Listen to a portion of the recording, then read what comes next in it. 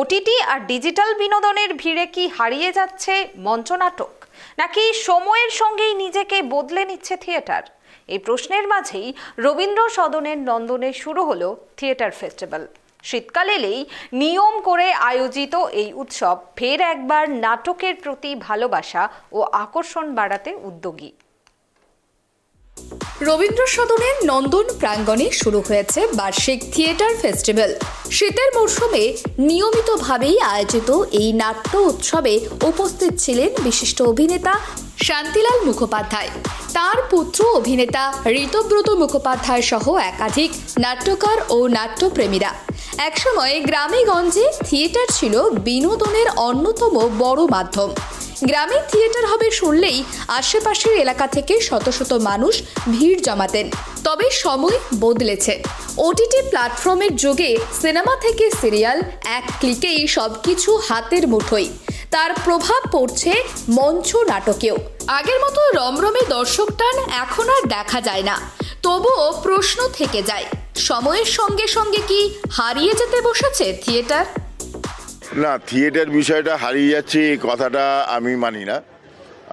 ব্যাপারটা হচ্ছে সারা বছর ধরে আমাদের পশ্চিমবঙ্গে বিভিন্ন জায়গায় থিয়েটার হয়, কলকাতার বিভিন্ন হলে থিয়েটার হয়, প্রচুর ফেস্টিভ্যাল হয় সারা পশ্চিমবঙ্গ জুড়ে।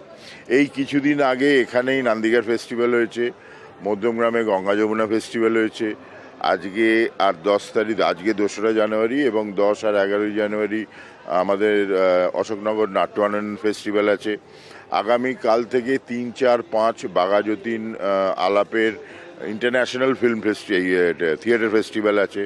এরকম প্রচুর ফেস্টিভ্যাল আছে এবং এই প্রত্যেকটি ফেস্টিভ্যালে আমাদের নাট্য একাডেমির একটা ফেস্টিভ্যাল হয় 1 মাস ব্যাপী এবং সেটা সারা পশ্চিমবঙ্গ জুড়ে, সারা পশ্চিমবঙ্গের প্রত্যেকটি জেলায় বিভিন্ন থিয়েটার হলে ফেস্টিভ্যাল হয় এবং এই বেশিরভাগ থিয়েটারে দর্শক হল ভরিয়ে থিয়েটার দেখেন এবং সেটা শুধু এই ফেস্টিভ্যালে শীতকালে নয়, সারা বছরই বেশ কিছু নাটক হল ভর্তি দর্শক নিয়ে মঞ্চস্থ হয়। থিয়েটারে দর্শক কমছে বা থিয়েটার হারিয়ে যাচ্ছে, এই কথাটা একটা খুব বড় অপপ্রচার ছাড়া আমার আর কিচ্ছু মনে হয় না। না,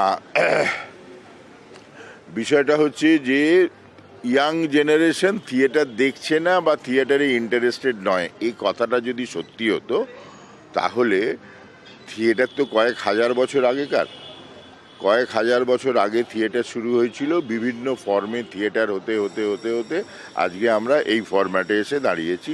এখন যেরমভাবে থিয়েটার হচ্ছে, প্রত্যেক যুগে যদি ইয়াং জেনারেশন না আসতো তাহলে এত হাজার বছর ধরে থিয়েটার বেঁচে থাকতো না। কেন কয়েক হাজার বছর একটা মানুষ বেঁচে থেকে তো থিয়েটার করা সম্ভব নয়।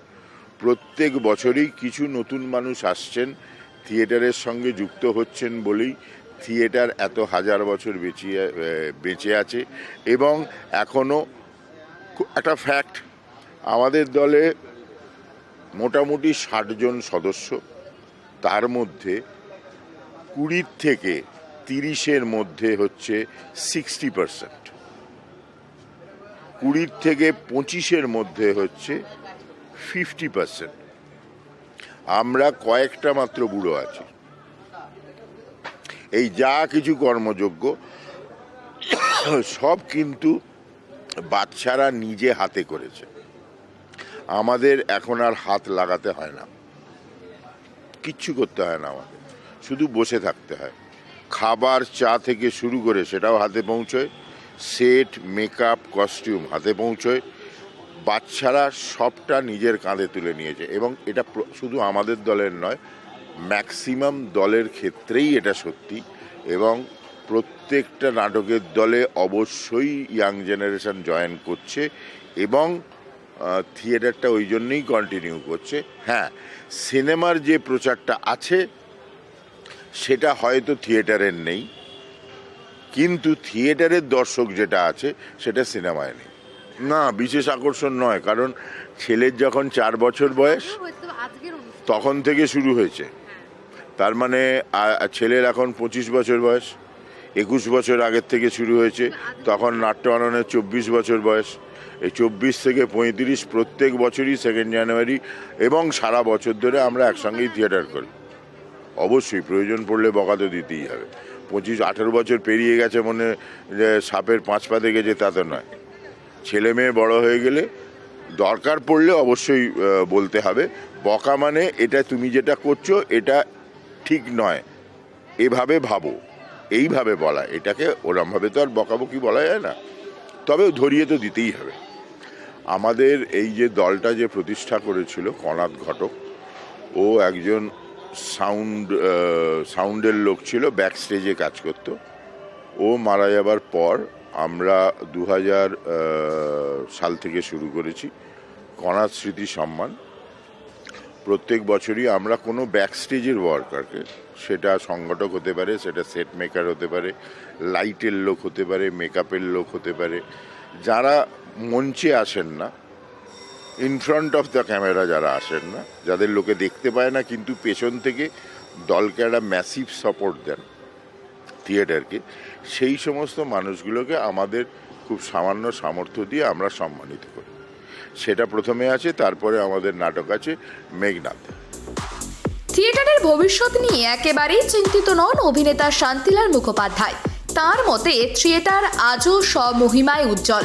সেই কারণেই নতুন প্রজন্মের বহু শিল্পী নিয়মিতভাবে মঞ্চ নাটকের সঙ্গে যুক্ত হচ্ছেন।